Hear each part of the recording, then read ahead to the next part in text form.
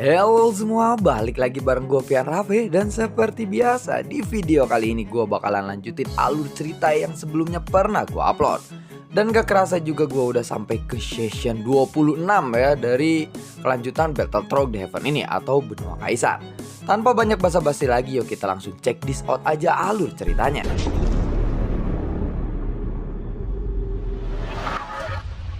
Di episode sebelumnya, Xiaoyan dan juga Jiu Ying berencana untuk memasuki tempat paling berbahaya di jurang kutub maut ini. Mereka terus menyelam ke dasar lautan dan ternyata Xiaoyan belum pernah sampai ke dasar lautan jurang kutub maut ini sebelumnya. Setelah mereka melewati parit, air laut di sekitarnya mulai menjadi sedingin es. Tekanan yang kuat juga datang dari segala arah. Dan ada arus yang sangat kuat dari bawah sana. Setelah memasuki tempat ini, kecepatan Jiu Ying pun mulai melambat. Sepertinya tekanan air laut pun meningkat. Penyelaman ini masih berlangsung dan entah berapa lama waktu yang telah berlalu. Kegelapan di sekitarnya mulai muncul. Setelah melihat sekelilingnya, Xian melihat ada awan besar, seolah-olah awan ini turun dari langit. Hanya petarung immortality saja yang bisa memasuki tempat ini. Aku pernah menggunakan tiruanku untuk memasukinya. Namun mereka semua sepertinya telah binasa. Apa? Semuanya telah binasa? Tanya dari Xiaoyan. Ya, totalnya aku mengirimkan 6 klon. Namun sampai saat ini mereka belum bisa keluar. Mereka telah memutuskan hubungan denganku. Adapun mengenai mereka masih hidup atau sudah mati, aku sama sekali tidak mengetahuinya. Klonku itu menemukan ada Nexstar di dalam tempat itu, ucap dari Jiu Ying kembali. Mendengar itu, Xiaoyan pun sedikit mengkerutkan alisnya. Dengan begitu Xiaoyan memikirkan bagaimana caranya untuk bisa masuk ke tempat itu. Lalu, bagaimana situasi tempat itu? Ya, maksudku bagaimana situasi tempat itu menurutmu? Tanya dari Xiaoyan. Ini adalah tempat terlarang di jurang kutub maut. Awalnya, 6 klonku itu memasuki tempat ini secara terpisah. Setiap klon telah memasukinya. Dunia yang mereka lihat di sini benar-benar berbeda. Tetapi ini bukanlah sebuah ilusi. Ada campuran dunia di mana ingatanmu sendiri akan berubah di tempat sana. Tunggu dulu, menurut apa yang kamu katakan, tempat di dasar jurang kutub maut ini benar-benar tidak terbayangkan. Dan menurut dugaanku juga, ini seharusnya dunia kuno yang telah rusak. Kamu perlu memperhatikan beberapa makhluk kuno yang ada di sana. Faktanya, sebagian besar dari mereka telah mati. Namun, mereka tidak sepenuhnya mati. Tentu saja, tingkat bahayanya sendiri juga tidak bisa aku jelaskan kepadamu. Namun, jika kamu adalah Junsang, maka tempat ini bukanlah tempat berbahaya untukmu, ucap dari Jiu Ying. Xiaoyan lalu terdiam beberapa saat mendengar itu, dan dia menatap awan yang tidak berujung di hadapannya. Jika kamu takut, lebih baik kita kembali saja dan jangan pergi ke sana, tanya dari Jiu Ying. Aku tidak takut. Aku hanya memikirkan sesuatu saja. Baiklah, tetapi jika aku kembali dari sana dengan selamat, maka kamu harus mengikutiku mulai saat itu juga. Bagaimana menurutmu? Tanya dari Xiaoyan. Aku ingin menggunakan ini untuk mengujimu. Dan jika kamu bisa keluar dari sana dengan selamat, syaratmu itu tidak masalah bagiku, jawab dari Jiu Ying. Jika Jiu Ying bisa ditundukkan oleh Xiaoyan, maka itu sangat membantu Xiaoyan. Jika kamu bisa bertahan, selanjutnya aku bisa berjuang bersamamu. Tetapi kamu harus benar-benar berjanji kepadaku. Apakah kamu benar-benar bisa membawaku kembali ke dunia Senki atau tidak? Tanya dari Jiu Ying lagi. Baiklah. Aku memang tidak memiliki kepastian 100% mengenai itu. Meskipun aku adalah reinkarnasi dari Junsang, aku sendiri bukanlah Junsang. Mendengar itu, ekspresi Juying pun langsung berubah menjadi suram. Tapi, aku akan memberimu jawaban yang pasti sesegera mungkin. Jika yang kamu katakan tadi itu benar, maka akan ada hal di dalam sana yang bisa membantuku untuk meningkatkan kekuatanku. Ketika aku bisa menerobos ke fight tingkat bintang 8, aku pasti akan memberikanmu jawaban yang pasti, jawab dari Xiaoyan. Mendengar itu, Juying pun mengangguk dan menyetujui rencana Xiaoyan ini. Sementara itu, mata Xiaoyan segera beralih ke awan yang ada di dasar lautan itu. Xiaoyan tidak pernah berkata-kata lagi. Lalu sosoknya secara perlahan mulai turun dari atas awan, dan Juying menatap sosok Xiaoyan dengan tatapan yang rumit di matanya. Segera sosok Xiaoyan pun menghilang di lapisan awan itu, dan kemudian Xiaoyan merasakan ada gaya tarik yang sangat kuat dari awan itu. Lalu sosoknya pun menghilang dalam sekejap. Dan sekitarnya dia jatuh, ada kegelapan di mana-mana. Pada saat ini, Xiaoyan tampaknya berada dalam pusaran yang sangat besar dan menarik Xiaoyan sepanjang waktu. Xiaoyan tidak melawan di bawah tekanan semacam ini. Dia hanya mematuhi gaya tariknya saja. Dan setelah beberapa saat, Xiaoyan merasakan ada kerikil yang dilempar ke arah laut. Dan ada beberapa adegan yang berubah di sekitarnya. Xiaoyan melihat ini adalah sebagai dunia yang belum pernah dia lihat sebelumnya. Dunia ini tidak teratur. Dunia yang dilihat oleh Xiaoyan sekarang seperti cermin pecah yang seolah-olah telah dihancurkan, tersebar dan tidak beraturan. Sosok Xiaoyan pun mulai turun dengan cepat, tanpa arah dan tujuan. Dia menyapu ke arah pecahan dunia yang hancur itu. Xiaoyan bergerak dengan waspada. Dan karena beberapa bahaya mungkin akan terjadi pada saat ini, Xiaoyan pun lebih waspada lagi. Buar, sosok Xiaoyan tampaknya seperti aliran cahaya dari kejauhan dan kemudian menghantam tanah dengan sangat keras. Tanah pun langsung berdebu dan muncul lubang besar di sana. Setelah beberapa saat, Xiaoyan perlahan keluar dari asap dan debu itu. Namun, tidak ada kehidupan di sekitarnya. Tempat Xiaoyan di mana berada sekarang adalah sebuah benua. Jika Xiaoyan bisa melihat dari atas pada saat ini, pemandangannya akan cukup mengejutkan. Karena benua ini tidaklah lengkap, tetapi telah dipotong-potong menjadi dua bagian oleh sebuah pedang raksasa. Sosok Xiaoyan pun segera bergerak, dan dia melirik sekelilingnya. Di dunia ini, Xiaoyan melihat banyak bangunan dan istana, tetapi semuanya telah hancur. Termasuk dengan pepohonannya, semuanya telah layu, dan sepertinya tidak ada kehidupan di sini. Ketika Xiaoyan ingin memasuki istana ini untuk memeriksanya, istana itu berubah menjadi asap dan abu begitu dia menginjakkan kaki di sana. Abu itu terbang dan menghilang.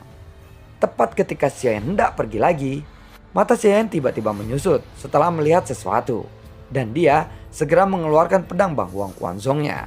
Ting buar. Percikan api pun memercik.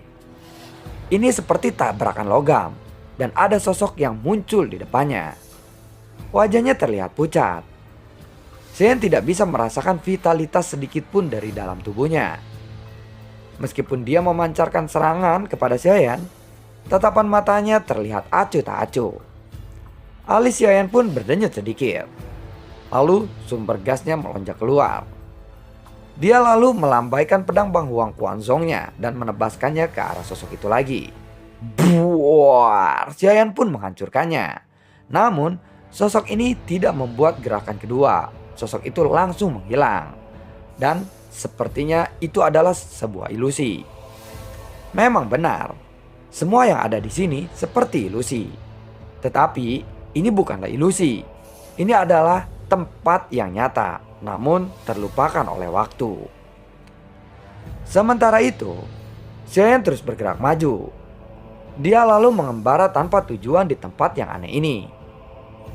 Di tengah-tengah jalan, Xiaoyan bertemu lagi dengan banyak sosok yang menyerangnya. Mereka menyerang Xiaoyan begitu saja. Tetapi mungkin hanya 10 serangan yang paling banyak. Terlepas dari apakah Xiaoyan menyerang balik atau tidak, mereka semua akan runtuh atau menghilang setelah 10 serangan itu.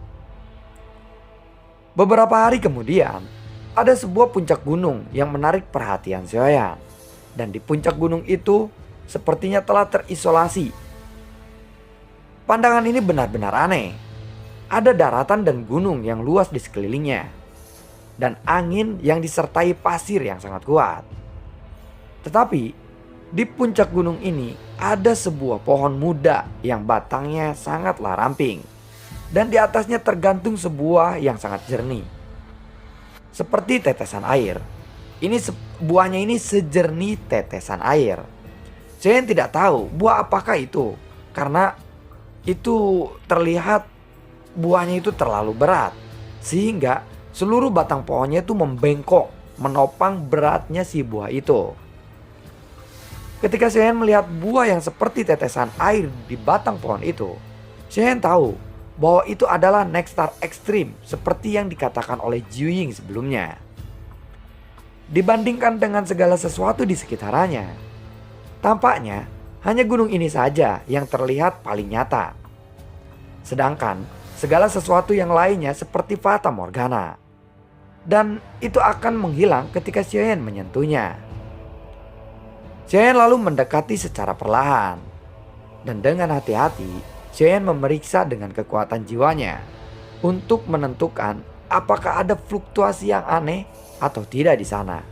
Tetapi tampaknya tidak ada fluktuasi vitalitas di sana. Xiaoyan menyadari bahwa tidak ada fluktuasi sama sekali. Xiaoyan langsung melompat dan mendarat di puncak gunung itu. Xiaoyan lalu mengulurkan telapak tangannya dan mengambil buah seperti tetesan air di pohon itu dengan cepat. Tiba-tiba gunung yang dia injak mulai runtuh disertai dengan gelombang tekanan yang kuat yang menyebar di sekitarnya. Dan ini membuat sosok Xiaoyan pun tidak bisa bergerak secara tiba-tiba. Pada saat berikutnya, Xiaoyan lalu menahan tekanan itu dan melesat dengan kecepatan yang tinggi. Pada saat yang sama, di antara gunung yang runtuh ini ada sosok yang melesat. Pakaian sosok itu terlihat compang-camping dan memegang pisau panjang yang berkarat. Xiaoyan pun langsung mengeluarkan pedang Bang Huang Quanzongnya. Lalu api dan petir pun mengalir ke dalam pedang Bang Huang Quanzongnya. Pada saat yang sama, Xiaoyan juga terkejut karena sosok yang baru saja muncul ini sebenarnya berbeda dari sosok-sosok yang pernah dia temui sebelumnya. Dan kekuatannya sedikit lebih kuat. Namun, di tubuh sosok itu, Xiaoyan tidak bisa merasakan fluktuasi sumber gas sedikit pun. Pisau di tangan orang itu juga mulai terlihat sangat luar biasa. Awalnya, Xiaoyan berpikir bahwa orang itu sepertinya akan mengejar Xiaoyan. Tetapi, sosok itu berbalik dan ingin melarikan diri. Xiaoyan pun terkejut mengetahui itu. Karena sosok ini jelas berbeda dari sosok-sosok sebelumnya yang pernah ditemui oleh Xiaoyan di tempat ini. "Apakah kamu ingin melarikan diri?" ucap dari Xiaoyan. Saat Xiaoyan melambaikan tangannya, ada cahaya yang berkedip. Dan ada sebuah energi yang langsung menekan sosok itu. "Puncak Wuxiang," ucap dari Xiaoyan. Ini adalah harta yang didapatkan oleh Xiaoyan dari beberapa saudara dari kuil kuno. Menggunakan puncak Wuxiang memang sangat cocok untuk pertempuran semacam ini. Dengan dialiri sumber gas dari Xiaoyan, puncak Wuxiang ini dengan cepat meluas hingga beberapa ratus meter. Buar! Puncak Wuxiang itu pun menekan sosok itu. Dengan suara terendam, Xiaoyan melihat bahwa puncak Wuxiang ini ditembus oleh sebuah cahaya dalam sekejap dan memotong hingga menjadi dua bagian. Untungnya, inti dari puncak Wuxiang ini tidaklah rusak. Saat Xiaoyan melambaikan tangannya kembali, puncak Wuxiang ini melesat kembali ke telapak tangan Xiaoyan. Orang ini sepertinya tahu bahwa dia akan dikalahkan oleh Xiaoyan. Jadi, dia melarikan diri dengan sangat cepat. Namun, Xiaoyan ingin mengetahui beberapa informasi tentang tempat ini dari orang itu. Xiaoyan pun langsung mengikutinya dari belakang. Xiaoyan tentu saja mampu mengejarnya dengan kecepatan penuh. Tetapi, Xiayan tidak melakukan itu. Xiayan hanya mengikutinya saja secara perlahan. Xiayan ingin melihat kemana orang itu akan pergi dan menuju ke tempat apa. Karena Xiayan menyadari bahwa orang ini tampaknya tidak ingin menghindari Xiayan, tetapi lebih seperti ingin menunjukkan suatu tempat kepada Xiayan. Setelah mengikuti orang ini selama beberapa hari, Xiayan tiba di sebuah gunung lagi. Xiayan pun lalu mengangkat kepalanya untuk melihat ke arah atas. Dan di atas puncak gunung ini juga ada sebuah batang pohon yang tertekuk oleh sebuah buah yang sama seperti tetesan air sebelumnya. Sosok itu pun bergegas ke puncak gunung. Tetapi Xiayan tidak berburu-buru untuk mengejarnya. Jika buah tetesan air ini adalah Nexstar para dewa yang disebutkan oleh Jiu Ying, maka jumlahnya pasti ada ribuan di sini. Namun, Xiayan langsung mengerti, gunung yang menjulang ini sebenarnya bukanlah sebuah gunung, tetapi ini terlihat seperti sebuah makam. Hanya saja bentuknya memang seperti gunung. Xiayan benar-benar ingin memastikan apakah buah tetesan air itu adalah Nexstar dewa seperti yang dikatakan oleh Jiu Ying atau bukan. Xiayan tidak langsung mengambil buah tetesan air itu. Sekarang Xiayan mengeluarkan nyala api dan nyala api itu pun langsung naik di tangannya. Tiba-tiba buah tetesan air itu meleleh dalam nyala api dan berubah menjadi gumpalan udara. Namun Xiayan bisa merasakan kekuatan misterius yang terkandung di dalamnya. Kemudian Xiayan menyedotnya kembali ke tubuhnya. Xiayan segera merasakan sensasi yang sangat luar biasa. Dia pun segera menutup matanya. Udara ini melemah dan menyebar di sepanjang tubuh Xiayan. Xiayan tiba-tiba terkejut karena fondasi sumber gasnya langsung meningkat dan bahkan naik dengan sangat cepat. Yang awalnya hanya sebanyak 60 juta saja, dalam sekejap sumber gas di tubuhnya meningkat sebanyak 2 juta. Buah tetesan air ini seharusnya adalah Nexstar dewa, seperti yang diucapkan oleh Jiu Ying padaku. Namun, sepertinya benda ini akan sangat sulit ditemukan. Tetapi, tampaknya ini jauh lebih mudah daripada yang aku kira. Banyak sekali buah Nexstar atau gunung-gunung di tempat ini, yang di atasnya memiliki pohon yang sama. Namun saat melihat puncak gunung yang baru saja didatangi oleh Xiayan, Xiayan merasakan firasat buruknya sekarang. Xiayan tidak tahu lagi makhluk macam apa yang akan muncul ketika dia mendatangi semua puncak gunung yang ada di tempat ini. Setiap gunung berisikan makhluk yang mungkin Xiayan tidak menyadarinya atau bahkan makhluk ini berbeda-beda. Dan Xiayan tidak tahu kekuatannya mencapai puncak apa yang menjaga masing-masing puncak gunung di sana.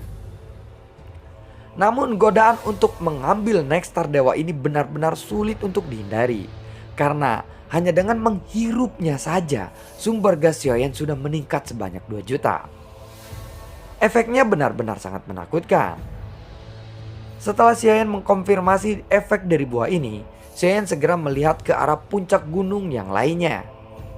Jika dia bisa mengumpulkan semua Nexstar dewa ini dari ribuan puncak gunung ini, maka Xiayan mungkin akan segera menerobos ke Fighting God bintang 8. Xiayan segera bergerak dan melangkah menuju ke puncak gunung yang lainnya tanpa ragu-ragu.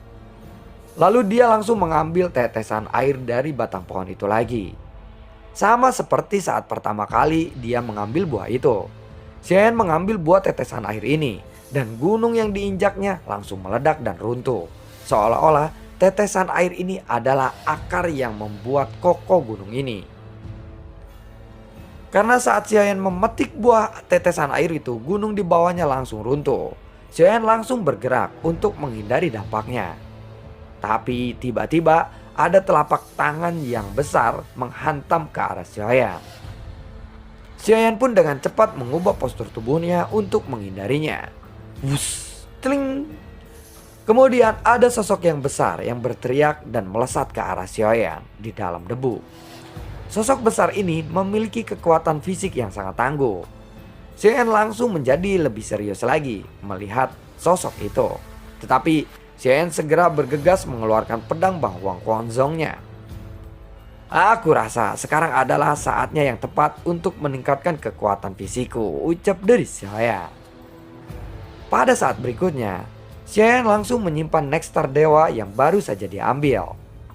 Saat Xiaoyan bergerak, ada petir hitam yang melintas di sampingnya. Lalu ada 12 urat poin nadi berkedip secara mengejutkan seperti jantung di tubuh Xiaoyan. Namun kemudian ada kekuatan petir yang melonjak keluar setelah 12 petir poin ini menyala.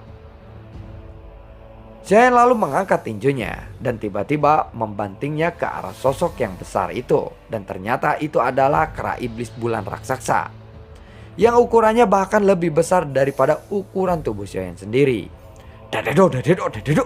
Buar.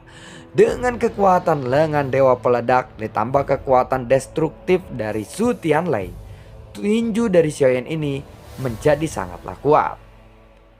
Setelah terdengar suara ledakan yang cukup keras, kera iblis bulan raksasa ini pun seakan-akan membeku. Lalu kekuatan Su Tianlei pun menyebar lagi dan kemudian meledak di lengannya. Setelah dia menstabilkan sosoknya, dia lalu meraung lagi dan menghantamkan tinjunya dengan terus menyerut. Namun sebagian besar serangannya ini adalah serangan yang tidak efektif. Xiaoyan bisa menghindarinya. Saat kera iblis bulan raksasa ini lengah, Xiaoyan langsung meninju jantung binatang itu. Buar. Kera iblis bulan raksasa itu pun jatuh dengan keras. Dan detik-detik berikutnya, binatang itu pun hancur menjadi abu dan terbang. Setelah menghancurkan kera iblis raksasa, Xiaoyan lalu melihat ke puncak gunung yang lainnya. Dia masih ingin mengumpulkan Nextar Dewa yang ada di tempat ini sebanyak mungkin. Memang selalu ada makhluk kuno yang menjaga puncak gunung di tempat ini. Dan memang seperti yang dikatakan oleh Jiuying, mereka semua sebenarnya telah lama mati, tetapi mereka belum sepenuhnya punah. Meskipun demikian, mereka masih memiliki kekuatan untuk bertarung. Xiaoyan pun lalu mendarat di puncak gunung yang lainnya.